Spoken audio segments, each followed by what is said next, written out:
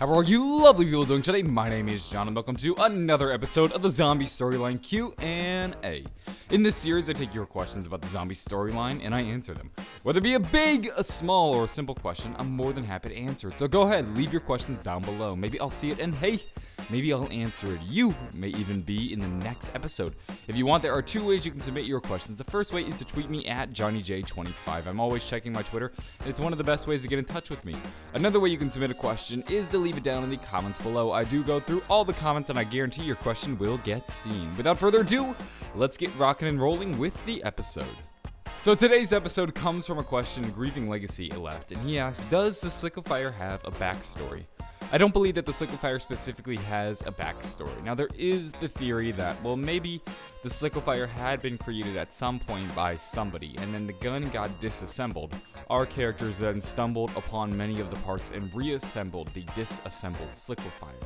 Now this theory is valid. There really isn't anything arguing against it that would make me think that maybe this theory isn't true, but it's just not the one that I personally subscribe to. Here's what I think.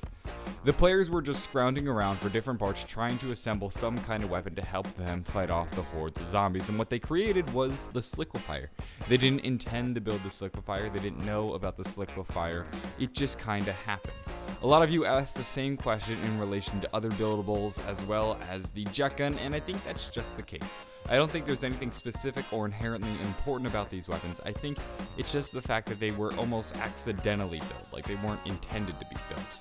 There hasn't been any sort of secret message or radio or bit of story that would point us to think that there was somebody who had created the Sliquifier or the jet gun or even something like the trample steam or the head chopper. I mean, these are just kind of buildables. Treyarch threw them into the game as something we can work together to build, and then it helps us fight off the hordes of zombies. I don't think they necessarily thought very far to put a story around them. And the only really instance of a buildable that has a story would have to be the staves, and even they don't have a great fleshed out backstory. I wouldn't look too far into stuff like the Sliquifier and assume that there is much of an important backstory.